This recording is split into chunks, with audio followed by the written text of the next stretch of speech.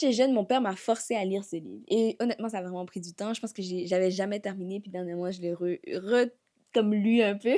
Pourquoi tu me regardes comme ça? Parce qu'elle l'a pas lu. Oui, je l'ai lu. Donc aujourd'hui, on va vous dire les leçons qu'on a apprises de ce livre. Bonjour et bienvenue sur le podcast Couple Imo. Je m'appelle Alderic et je suis avec mon épouse Jenny. Bonjour tout le monde. Donc, père riche, père pauvre. Tu veux donner le contexte ou tu veux que je fasse le? Je pense que ça serait... Mais vu que tu l'as lu, donne-moi le contexte. Donc, père riche, père pauvre, en fait, c'est un jeune qui a deux pères. Ben, il n'y a pas deux pères, mais il y a son père biologique qui est pauvre et il y a le père de son meilleur ami qui est riche. Et chacun d'entre eux leur donne des conseils financiers puis des conseils par rapport à la vie. Donc, j'ai quand même bien expliqué. Fait que vous allez voir en parlant un peu du... Le père pauvre donne pas de conseils, mais bon. Oui, mais on apprend par rapport à ses actions puis qu'est-ce qu'il fait. Ah, fait que l'enfant, il comprend vraiment la différence entre les deux. Donc, Yes. et toi, c'est quoi la première leçon que tu as appris de ce livre? Ben en fait, moi, comment je vais expliquer comment... Toi, c'est ton père qui t'a... Oui, il m'a forcé à lire. À le lire. C'est vrai que quand j'avais rencontré ton père, il m'avait dit « T'as lu le livre ?» Mais non, en fait, comment j'ai lu, c'était dans ma phase où je voulais vraiment apprendre un peu plus sur les finances. Mhm. Puis j'avais acheté le livre, en fait, où je l'avais téléchargé, je ne m'en rappelle plus. Puis honnêtement, la première chose que j'ai appris, c'est que je ne savais pas comment l'argent fonctionnait. C'est Ok. bête à savoir. Quand je dis l'argent, c'est vraiment qu'est-ce qu'un actif, qu'est-ce qu'un passif. Mhm. Mais je pense que ça a augmenté mon intelligence financière, on va Mhm. dire ça comme ça, et mon éducation financière. Je pense Ok. que c'est la première chose. Vraiment comprendre les concepts de base. Je pense que c'est le meilleur livre pour les concepts de base. Et toi? Ok. Donc, toi, tu es du genre, quand tu vas avoir tes enfants, tu vas leur dire de lire. Comme ton père. Lis le livre. Pour moi, c'est vraiment la chose qui m'a vraiment marqué, c'est c'est vraiment la différence entre être employé, être travailleur autonome et être investisseur. En fait, Et chef d'entreprise. et être chef d'entreprise. En Ouais. fait, j'ai l'impression que j'aime un peu son approche. Il dévalorise pas non plus le fait d'être... Ben, quand tu le connais un peu, il dévalorise. Oui, mais en fait j'ai vu que c'est pas en étant employé que tu vas t'enrichir, OK. mais ça m'a... Et c'est Mais pas non plus en étant employé, en étant travailleur autonome travailleur que tu vas autonome. t'enrichir. Exact. Parce qu'on entend souvent parler que si tu peux être ton propre boss, tu peux commencer une entreprise puis tout faire dans cette entreprise. Mhm. Tu sais, on glamorise, je sais pas si ça se dit. On donne beaucoup d'importance à être le chef d'entreprise ou le travailleur autonome qui s'occupe de tout dans ton entreprise. Donc, t'es le comptable, t'es la personne qui s'occupe de l'inventaire, t'es la personne qui fait le marketing. Là, Tu fais vraiment tout. tout dans ton Ouais. entreprise. Et on pense que c'est la manière de réussir. Puis, Mhm. mais tu sacrifies ton temps, puis tu deviens pas forcément plus riche en faisant ça. Mhm. Donc, ça m'a montré que oui, c'est bien d'être travailleur autonome, c'est bien d'avoir une entreprise, mais il y a vraiment... Être investisseur, c'est vraiment ce qui te permet de faire ton argent travailler pour toi. Puis quand tu es employé, par contre, je pense que être courtier hypothécaire m'a fait comprendre que être employé, tu as vraiment un avantage compétitif, surtout quand tu débutes dans la vie, c'est que tu as vraiment un salaire régulier qui te permet d'investir cet argent-là. OK. Parce que si tu commences puis tu es travailleur autonome et que tu n'as pas de clients, Et que- ton ouais, boss, là, c'est tes t'as pas clients. d'argent. Tu n'as pas T'as pas de d'argent, gros tu salaire. n'as pas de salaire, tu n'as Ouais. pas d'emploi stable. C'est plus compliqué. C'est plus compliqué d'investir, surtout si tu investis en immobilier, ce que nous, on a choisi comme médium d'investissement. Mais même mettre de l'argent de côté, tu sais, c'est vraiment difficile. Donc, je trouve que j'ai quand même, après avoir lu ce livre, voulu être employée, mais je savais que c'était pas la finalité, puis c'est pas ce que je veux faire le reste de ma vie. Puis Exact. j'avais mon entreprise, mais je savais que je voulais pas devenir esclave de mon entreprise. Puis tu avais plus ou moins les deux. C'est ce qui est C'est intéressant avec toi aussi, c'est que tu as quand même cette faculté où tu as développé ça peut-être très jeune. Peut-être, je sais pas si c'est ton environnement qui a fait que euh, tu peux gérer plusieurs choses en même temps. Donc, travailler dans un 9 à 5 et en même temps avoir une petite activité. Donc, un side hustle, comme on dit en anglais. Et c'est pas tout le monde qui a ça. Mais je pense que ça c'est intéressant de pouvoir, en fait, un peu faire les deux. Tu peux faire le switch un peu plus facilement quand il s'agit de passer vers une entreprise. Exact. Mais oui, peut-être c'est mon environnement, comme tu dis, mais ni l'un ni l'autre n'était la finalité. Puis je pense que ça m'a montré l'importance d'investir, mais ça m'a montré aussi que c'est pas facile. En fait, tu sais, le jeune, quand il devait vendre ci, vendre ça, tu sais, c'était pas... À plusieurs fois, il voulait abandonner. Tu Ouais, sais, puis je pense que c'est ça qui m'a... ça m'a vraiment montré, ce livre m'a vraiment montré que comme tu peux commencer humblement, il faut pas abandonner, il faut continuer, mais il faut que tu saches que l'important, c'est d'investir. Exact. Mais ce qui est intéressant aussi à savoir dans le livre, c'est cet aspect où tu parles du jeune, justement, quand il a commencé à faire son petit business. Et en fait, ça n'avait pas tant de résultats, il faisait pas tant d'argent que ça. Et je sais que, d'ailleurs, c'était à Montréal, mon père était venu et tout, on était au restaurant, puis il me disait, je lui posais la question, papa, c'est quoi qui est, qu'est-ce qui est mieux, en fait, entre avoir un business ou faire du business et de l'immobilier? Et bizarrement, pour toi, j'étais vraiment pas intéressé. Mon père est dans les domaines bancaires, un peu comme Jenny, dans tout ce qui est prêt et tout. Puis, il m'a dit, honnêtement, le business, c'est plus difficile si tu veux quelque chose de safe et quand même commencer quelque part. Commence à investir. Même si c'est petit, investir en immobilier, c'est beaucoup plus simple. Ça va être beaucoup plus simple pour beaucoup plus de monde. Alors, c'est plus simple, oui, mais c'est pas facile. Il y a une différence entre les deux. Mais je pense que c'est une des choses. Et dans le livre, ils le disent subtilement, mais c'est vrai qu'être investisseur, c'est vraiment, en fait, c'est des risques calculés, contrairement au chef d'entreprise. Je ne dis pas qu'on ne calcule pas en étant chef d'entreprise, mais on a plus de risques. En tout cas, une chose qui est importante à se rappeler, c'est que ce que j'ai retenu du coup de ce que mon père disait, c'est que l'immobilier, c'est quelque chose, c'est beaucoup plus sûr en termes d'investissement que débuter une entreprise qui comporte beaucoup plus de risques. Donc c'est vraiment ça. OK. Puis il parlait quand même aussi du cadran cash flow. Je pense que ce serait peut-être intéressant. C'est quelque chose de central dans le livre. Tu peux peut-être l'expliquer aux gens qui nous écoutent? Oui, mais en fait, Jenny a un peu parlé de ça. C'est juste le fait c'est un cadran, donc on sépare, comme ça, peut-être qu'on va mettre une image là. Puis on a employés, on a les travailleurs autonomes, puis de l'autre côté, on a les chefs d'entreprise, business owners, et les investisseurs. Donc en gros, sur chaque, on va dire, chaque cadran comporte ses forces et ses faiblesses.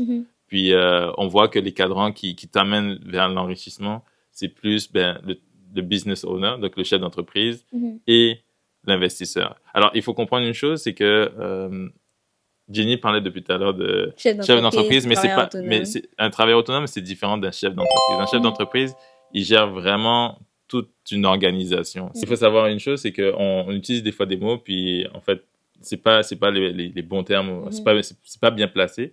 C'est que le travailleur autonome ne gère pas forcément d'équipe. C'est pas impossible, mais il peut travailler avec des freelances, donc d'autres travailleurs autonomes ou quoi que ce soit. Mais c'est vraiment le chef d'entreprise qui gère des équipes, qui a tout un système en place, qui a mis des processus, etc., qui gère toute une organisation. Et souvent, ce qui se passe, c'est que les investisseurs investissent, souvent, c'est ce qu'on entend, et même sur les marchés financiers, un investisseur va investir dans des chefs d'entreprise et dans des organisations. C'est ça la différence avec le travailleur autonome.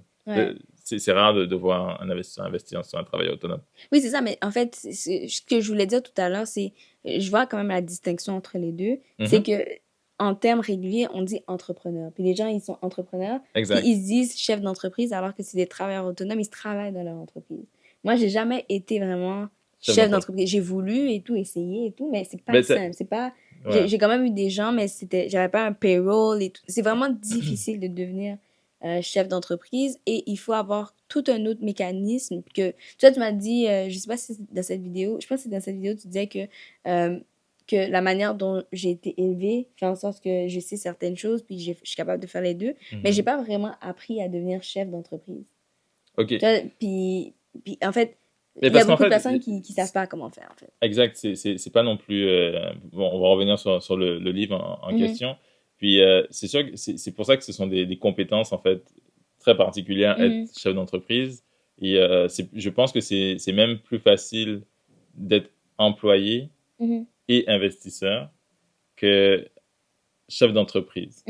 Et travailleur autonome. Mais travailleur autonome, je pense que c'est vraiment facile. Tu commences quelque chose, tu fais tout toi-même. En fait, oui, tu fais tout toi-même, mais tu peux ne pas faire d'argent du tout. Mais en fait, la personne qui a le plus risqué, là, c'est d'être travailleur autonome, je trouve. Le chef d'entreprise. Logiquement, tu peux passer du travailleur autonome au chef d'entreprise. Oui, c'est ça, mais en fait, le plus risqué en termes de... Tu peux vraiment rien avoir, puis tout perdre, puis pas avoir que tu restes, comme on dit au Québec, pogné là-dedans. T'es pogné à être travailleur autonome, puis à ta retraite, t'as pas T'as cotisé pas pour ta cotisé, retraite, t'as pas rien. les choses qui sont mises Ouais. en place. C'est vraiment comme comment on dit, un rabbit hole. C'est vraiment, t'es là, puis si t'as pas réussi à vraiment faire un gros chiffre La d'affaires, fameuse rat rat race. race. Si t'as pas un très gros chiffre d'affaires, puis t'as été capable de vraiment le gérer correctement, puis investir cet argent-là, donc tu deviens investisseur. Si tu restes dans le cadre travailleur autonome, c'est très difficile, que ce soit pour te qualifier pour acheter une maison, Mhm. surtout si tu te déclares pas beaucoup, tu vis bien parce que tu as du cash et tout, mais que t'as pas, tu te déclares pas, tu cotises pas, c'est très difficile. Après, si tu es un employé, t'as cette stabilité d'emploi qui te permet de devenir investisseur parce que tu mets de Mhm. l'argent de côté, tu investis, Exact. tu as quand même cette stabilité. Chef d'entreprise, c'est que tu as déjà assez de moyens pour gérer une équipe. Donc, Ben, l'entreprise génère des revenus pour donc, gérer. Ben, après, assez. ça veut rien dire aussi. Tu peux rouler. Il y a des manières de le faire. Quand tu commences à être dedans, tu commences. T'as plus de dettes que d'autres choses, mais tu Exact. investis ta dette. Ouais, en fait, tu fais rouler des dettes et tout. Mais ça, c'est une chose. Puis, une des choses aussi que j'ai appris, puis je sais pas si je vais réussir à bien l'expliquer, mais vu que moi, j'ai lu le livre. Toi, c'est marrant parce que Jenny, toi, tu l'as lu, tu étais au Canada. Oui. Et moi, pourquoi tu dis oui? Puis, moi, je vivais en France à l'époque. Puis, notre système bancaire, notre système bancaire est différent. Notre système de crédit est différent. Et il dit, en fait, il y a des phrases qui peuvent ne pas être comprises totalement chez nous, les Européens, ou en tout cas les Français, qui sont, on fait de l'argent avec la dette. OK? Et ça, je t'en avais parlé et tout. C'est maintenant que je suis au Canada, en Amérique du Nord, que je comprends, en fait, cette idée-là. En fait, pour moi, peut-être que vous pouvez me dire si vous pensez que c'est autre chose, mais moi, ce que j'ai compris, en réalité, il parle du refinancement, ce qu'on n'a pas, nous, en France. Le refinancement, je pense que tu peux mieux l'expliquer que moi, mais en réalité, c'est ce qui fait que, oui, tu peux avoir de l'argent libre d'impôts. D'impôts, ouais. En fait, c'est une dette, en fait. Donc, tu refinances, tu peux vivre sur Donc, on cette fait de l'argent dette. avec de la dette. Exact. Donc, mais la dette, c'est tellement quelque chose de puissant. Je trouve. Mais c'est pas la dette, c'est le levier qui est puissant. Je comprends ce que tu veux dire, mais la dette, c'est quand même la dette, la base qui te permet, tu le changes en levier. Donc, si tu utilises la dette d'une mauvaise manière, puis tu utilises pour des biens de consommation, tu viens de te doublement endetter. Oui, Mais bien si sûr. tu utilises la dette pour vraiment À bon escient. à bon escient, puis le 10x, 10x, 20x, tu utilises cette dette pour le doubler, le tripler, tu repayes la dette et tu viens de te faire de l'argent. C'est comme ouvrir l'opportunité à des choses que tu ne pouvais pas avoir sans cette dette. Donc oui, le refinancement, mais aussi il y a les collatérales, il y a pas mal de choses par rapport si tu as une autre entreprise, tu utilises une dette pour pouvoir acheter plus de choses. Je trouve que la dette t'ouvre des portes et malheureusement, on n'arrive pas, il y a beaucoup de personnes qui n'arrivent pas à maîtriser la dette. Mais d'où l'importance, et c'est pour ça qu'en fait, ce livre, si vous l'avez pas encore lu, je vous conseille fortement de le lire. On va le mettre dans la description. C'est vraiment puissant parce qu'il parle d'abord de cette intelligence ou en tout cas cette éducation financière à avoir qui est très, très, très importante parce que, comme Dini l'a dit, son père lui avait dit aussi une chose, c'est que l'immobilier, soit ça te fait ou ça te défait. Bon, ça, c'est une chose parce que si tu gères mal ta dette, ben, tu te retrouves dans un trou. Si tu utilises mal tes cartes de crédit, tes marges de crédit ou quoi que ce soit, ben, oui, tu vas pas pouvoir investir plus et tu risques de tout perdre. Donc, c'est littéralement de l'argent que tu n'as pas pour créer de l'argent. Parce que, tu sais, si tu utilises ta dette puis tu le réinvestis correctement, tu peux repayer ta dette puis tu peux avoir des choses. Mais si tu utilises cette dette pour acheter des choses avec de l'argent que tu n'as pas, donc tu dois trouver l'argent ailleurs, déjà que tu n'avais pas d'argent pour repayer cette dette-là. Donc, la dette, je pense, c'est ce qui a fait en sorte que, ce livre a fait en sorte que j'ai pas peur de, parler d'argent. Et deux, c'est pas un tabou, la dette. Et je sais pas si tu as déjà entendu des gens qui disent « Ah, c'est pas bon d'avoir une carte de crédit, c'est pas une bonne chose d'avoir des dettes, le crédit, c'est mauvais. » Je pense que ce livre m'a permis de savoir que oui, c'est correct d'avoir de la dette, il faut juste bien savoir. Quand tu comprends la fonction de l'argent, d'autant plus, on va pas rentrer dans tout ce qui est Bretton Woods, etc., dans les concepts économiques, mais on voit que l'argent, c'est de la dette. Donc, en l'utilisant pas correctement, tu t'appauvris plus qu'autre chose. Parce que tu t'appauvris d'une manière ou d'une autre. Soit tu t'appauvris directement avec la dette, soit tu t'appauvris avec l'inflation. On va pas rentrer dans les détails parce que c'est pas le sujet, mais en réalité, il faut avoir cette éducation financière et en fait, c'est ça l'objectif premier du livre.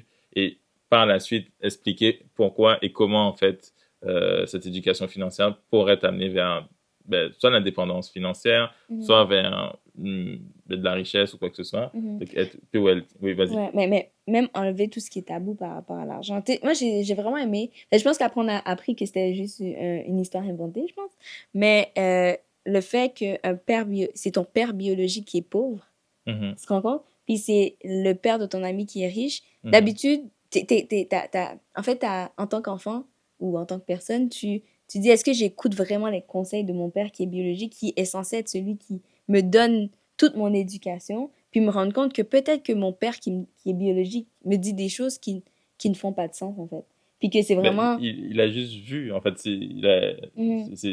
Limite, c'est mimer ce que la personne qui réussit fait. Oui, mais pour exemple, monsieur, madame, tout le monde qui n'a pas eu cette éducation financière, que tes parents te disent la dette, c'est mauvais, le crédit, c'est mauvais, tu as tendance à écouter ce que tes parents disent, ce que ta famille... Tu regardes quand même. Oui, c'est ça. En fait, mais ce livre te permet de dire, mais peut-être que mon père, ce qu'il me dit, même si c'est mon père biologique, peut-être que ce qu'il me dit, c'est peut-être pas sa force, puis je devrais peut-être écouter quelqu'un d'autre qui sait de quoi il parle, puis qui... En fait, c'est juste le lien de parenté qu'il a mis dans le livre qui fait en sorte que c'est pas parce que c'est ton père biologique que tu dois écouter ce qu'il te dit en termes financiers, parce que dans le futur, tu peux peut-être payer plus cher de ça. C'est vrai que ça permet justement de vraiment se poser les questions de qui tu écoutes. Et c'est un peu, si vous regardez un peu tous les livres que Robert Kiyosaki a écrits,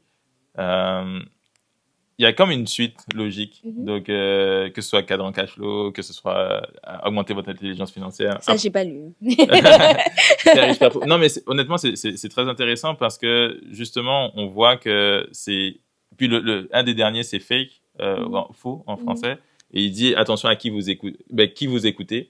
Puis ça part vraiment je pense qu'il y a tout un sens dans sa suite de livres.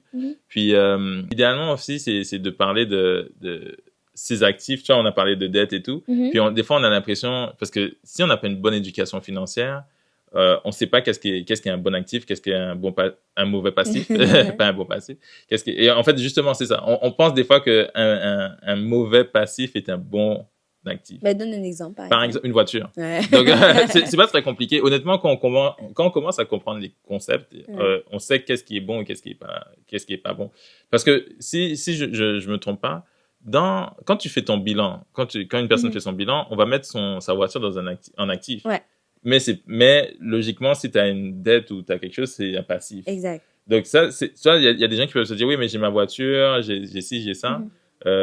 C'est un actif. Alors que c'est pas forcément bon. L'autre chose aussi, alors je vais te laisser la parole, mais une autre chose, et en fait, et ça fait polémique, puis je suis curieux de savoir qu'est-ce que vous en pensez. Et moi, j'y pense, je pense que oui. Jenny va peut-être dire, ah non. Mais la résidence principale n'est pas un actif. Et ça, c'est quelque chose pour Robert Kiyosaki qui est comme très important. Une résidence principale n'est pas un actif parce que tu sors de l'argent de ta poche pour elle commence à bouillonner, mais honnêtement, c'est sûr qu'on n'est pas, honnêtement, on est vraiment ouvert. Puis tout ce qu'il dit n'est pas forcément vrai, parce que moi j'aime bien les stocks, puis il dit que c'est pas bon, mais mais c'est ça. Moi je pense que oui, une résidence principale n'est pas forcément, ça pourrait être un actif, exact. Mais tant que tu payes, c'est pas un actif. Surtout qu'il n'y a pas de retour sur investissement. Vas-y. Okay. Qu'est-ce que tu moi penses? Je pense que une résidence principale, ça a une valeur, en fait. C'est un actif. Comme une voiture. C'est pour ça que j'ai parlé. C'est pour ça que j'ai fait exprès de parler. Mais attends, mais on s'entend qu'une voiture, quand tu le revends, ça perd de la valeur. Ok, il y a une dépréciation. Il y a une dépréciation. Okay. Donc, c'est pas pareil. Alors qu'une résidence principale, tu peux toujours la revendre dans le futur et avoir une plus-value. Donc, ça devient quand même un actif. C'est certes sur le... Donc, c'est un actif immobilisé. Immobilisé, oui, c'est un actif immobilisé. C'est comme un peu de... comment ça s'appelle? De l'épargne forcée, comme on dit, mais aussi, je trouve que c'est un actif qui te permet d'avoir d'autres actifs beaucoup plus rapidement. Donc, par exemple, surtout beaucoup d'incitatifs et tout ça, tu peux acheter je sais pas, en France, c'est un peu différent, mais exact. Tu peux acheter ta résidence principale, refinancer ta résidence principale, qui te permet d'avoir un plus gros montant. En Amérique du Nord. Tu peux avoir un plus gros montant et acheter une autre résidence. Ou tu peux avoir... C'est un actif que tu peux aussi relouer. En fait, là où ce n'est pas un actif, c'est lorsque tu achètes une résidence principale qui est beaucoup plus... qui est trop chère, en fait. Qui est trop chère ou que tu n'utilises pas. Oui, ça reste un C'est- actif, mais que tu n'utilises pas à bon escient. En fait, tu peux le transformer en un actif, puis ça peut te kickstart sur ton, euh, ton cheminement d'investissement immobilier. Mais oui, je comprends un peu ce que tu veux dire, que c'est un passif. Surtout si tu le payes, et imaginons tu payes ta résidence principale jusqu'à la fin. Exemple, tu payes la maison, ta ta dette, ton dette hypothèque. et ton hypothèque et tu ne fais rien avec. Et, tu sais, il y a plus. Je Mais comprends ce que tu veux dire, mais comme on tu l'a peux dit, l'utiliser et le transformer en comme on actif. l'a dit, c'est immobilisé. Je pense Oui. que tout à fait, et peu importe, même si c'est une maison qui a été payée trop cher ou quoi que ce soit, ça reste Mhm. que c'est un actif. Oui. Maintenant, il faut pas que tu te mettes dans un trou là-dessus. En fait, ce Exact. qu'il veut dire par là, Robin Kiyosaki, c'est que si tu veux t'enrichir et que tu veux continuer à comme, croître ton patrimoine, Mhm. une résidence principale, c'est pas la meilleure chose. Mhm. Pour la bonne et simple raison que, en gros, tu sors plus d'argent de ta poche Que tu ne rentres. Oui. que tu rentres. En fait, Ouais. c'est ça. Puis, on mettra aussi donc le petit schéma aussi du livre qui montre en gros un état financier Mhm. qui est vraiment simple. Donc, c'est vraiment le b.a.-ba de la finance, etc. Mhm. Donc, qu'est-ce que c'est un actif? Qu'est-ce que c'est un passif? Qu'est-ce que c'est Un revenu, une une dépense. dépense? C'est ça. Donc, en gros, c'est vraiment important de vraiment comprendre. C'est pour ça qu'il schématise les choses en disant qu'une résidence principale. Mais je suis curieuse de savoir, parce que tu as juste dit Mhm. une résidence principale, c'est un passif. Ben, Mais c'est pas un passif, mais ça c'est pourrait être pas un un bon passif, actif. en Ok, fait. mais explique un peu. Ça dépend de comment tu le gères. Parce que, Mhm. ben, je vais répondre à ta question, mais imaginons que tu as déjà des investissements. Mhm. Imaginons que, un peu comme nous, ce qu'on a fait, Mhm. on loue Mhm. pendant une période, on fait des investissements, donc Mhm. avec un retour sur investissement, Mhm. puis on décide d'acheter une résidence principale. Mhm. OK? Imaginons qu'on a assez bien investi, on pourrait dire que nos investissements payent notre train de vie. Donc, Exact. nous, on sent rien de notre poche jusqu'à maintenant. On a notre résidence principale, nos actifs Paye payent la l'hypothèque Oui. de la résidence principale. Ouais. Donc là, on est un peu comme... Et la manière la plus simple actuellement, ben, je dirais au Québec, au Canada et tout, aux États-Unis, ou même peu importe où, c'est d'avoir les plex. Donc avoir 1, 2, 3, 4, 5 Mhm. logements, c'est que tu habites dans un logement, Mhm. puis les 3 autres logements sont loués. Mhm. OK, par exemple. Donc, Ouais. qu'est-ce que c'est? Non, je comprends ce que tu veux dire quand tu Donc, dis en que gros, en fait, ça sort de l'argent de ta poche. exact. Ouais. On pourra revoir le Mhm. schéma, mais idéalement, c'est que si c'est un actif, plus que ça retire de l'argent dans ta poche, ça en met. Mais il n'y a pas un retour sur... Ce que tu veux dire, c'est que Avec il n'y a la pas un résidence principale, retour sur ben, investissement. tout ce qui ne donne pas de C'est un retour bien sur de investissement. consommation. Exactement. Tout ce qui ne donne pas de retour sur investissement n'est pas Un un actif. actif. D'accord, je suis d'accord. Donc, c'est pour ça que je suis d'accord avec ce que tu dis. C'est juste que on peut retourner la maison en faisant Et que tu ça te peux, fait un exact. retour sur Mais investissement. même, tu sais, quelque chose qui est intéressant, puis il en parle pas parce que ça fait longtemps que ce livre-là est sorti, je pense, des années 90, si je dis pas de bêtises. Je sais pas, 90, je m'en rappelle plus.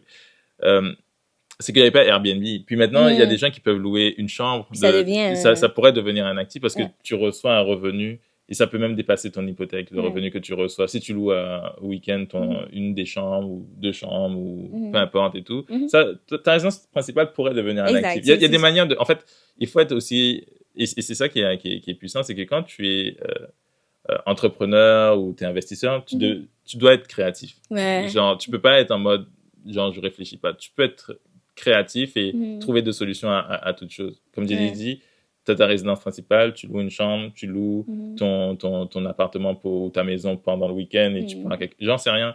Ça, c'est des possibilités. J'ai même vu des gens qui louaient leur piscine en Exact. été. Fait que, ouais. mais c'est pour ça que je pense que c'est important pour les gens d'avoir au moins leur résidence principale, quitte à après louer puis avoir leur résidence principale comme que c'est loué aussi, mais tu as un actif qui prend de la valeur sur le long terme et que tu peux revendre.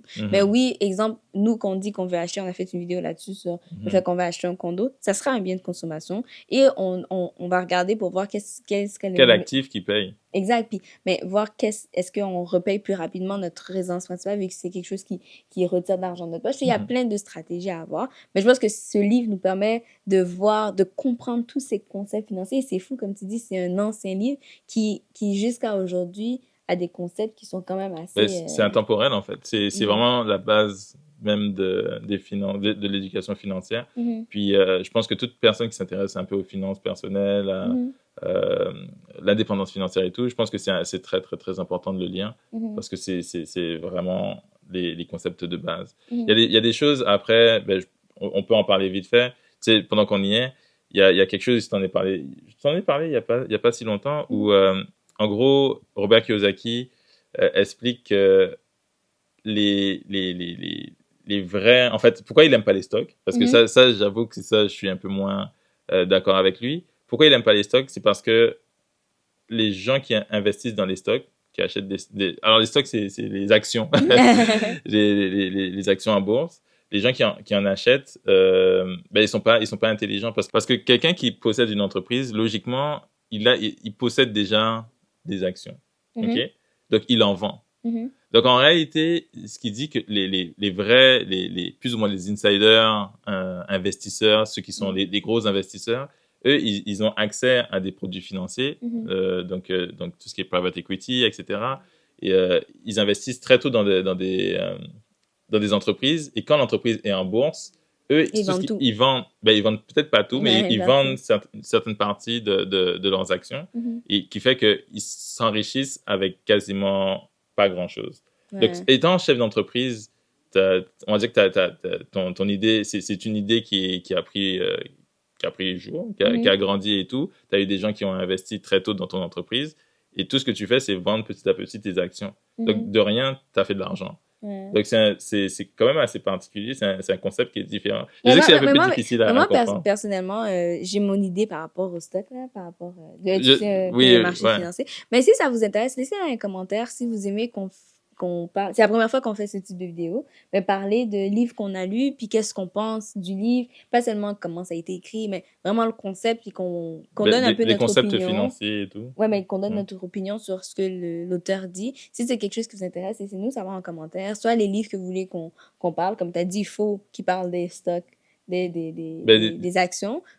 Dites-nous ou si c'est un concept de vidéo que vous aimez, en fait. Exact. En tout cas, un concept qui est vraiment important dans le livre, c'est la logique de revenu passif, de passive income, qui revient à chaque fois, et comment, en fait, c'est important de faire l'argent travailler pour soi, et non le contraire de ne pas travailler pour l'argent. C'est vrai. Donc, c'est ça, en fait. Ça, c'est ça le concept de rat race, donc la course des rats. Très bizarre comme concept. Exact. Puis c'est ça, en fait. C'est vraiment de mettre des systèmes en place pour ne pas avoir toujours se lever, travailler, etc. Et au contraire, faire son argent travailler pour soi en investissant régulièrement dans des actifs. Donc, de vrais actifs qui ont des retours sur investissement, pas des actifs qui n'en ont pas. Qui ont l'air de passifs, des actifs déguisés, je pense. Exact. Mais tout ça, en fait, c'est pas l'essence même de Couple Humo. Je pense que c'est pour ça que c'est un des premiers livres qu'on parle. C'est que pour nous, Couple Humo, puis pour la plupart des gens qui écoutent ces vidéos et ceux qui sont abonnés, c'est que c'est important pour eux de pouvoir arrêter de travailler quand ils veulent, donc prendre leur retraite quand ils veulent, mais aussi de ne pas être dépendant de son salaire. Donc, je pense que c'est un peu le concept que nous, on veut véhiculer avec Couple Humo, qui est important pour nous. Travailler là-dessus, travailler sur avoir des options. Exact, dans la vie. Puis c'est ce sur quoi on va aller, c'est ce pourquoi on investit en immobilier. Puis au fil des années, j'espère vraiment de plus en plus ne pas être dépendant de mon salaire. Je suis contente, je suis passée de salarié à maintenant courtier hypothécaire. Travailleur autonome. Donc, je sais mais tu avais déjà investi. Mais j'avais déjà investi. Donc, je sais que si j'avais commencé directement comme ça aurait été un petit peu plus difficile. Mais là, je me rapproche de plus en plus vers l'indépendance. Puis toi aussi. Puis c'est quelque chose qu'on veut faire. Puis qu'on veut partager dans cette chaîne. On veut aider les gens à avoir... même on parle aussi des fois d'autres choses, là. D'avoir... Toi, t'aimes beaucoup le generational wealth. Donc... actif générationnel, je sais pas comment on dit ça. Oui, en fait, c'est juste de pouvoir léguer son patrimoine à ses enfants en français. Je sais que c'est moins glamour que, exemple, les deux autres concepts qu'on a parlé, mais c'est toutes des choses qu'on aimerait faire. On veut que nos enfants puis notre famille aient les options que peut-être nous, ça a pris plus de temps. Ça a pris plus de temps pour nous d'avoir. Ça a été plus difficile pour nous. Ouais. De leur donner un petit kickstart comme ça, un peu comme plusieurs personnes qui ont un patrimoine familial, leurs enfants, ils peuvent décider à quelle école ils veulent aller. C'est pas que les finances ne soient pas un frein sur ce qu'on veut faire. Exact. Puis c'est possible dès qu'on comprend, dès qu'on a une éducation financière, dès qu'on connaît les concepts de base. Puis c'est ça en fait. Donc, vous pouvez vous procurer le livre si vous ne l'avez pas encore. Donc, c'est sûr que c'est un lien d'affiliation. Là. On sait que on va peut-être avoir une petite commission, mais si vous voulez nous encourager là-dessus, vous pouvez vous procurer le livre. C'est quelque chose qu'on a lu comme ça fait très longtemps. Donc, on le recommande de tout cœur. Fortement, exact. C'est quelque chose qu'on aime beaucoup. Exact. Donc, abonnez-vous, guys. Et on vous voit très bientôt. Yes. Bye.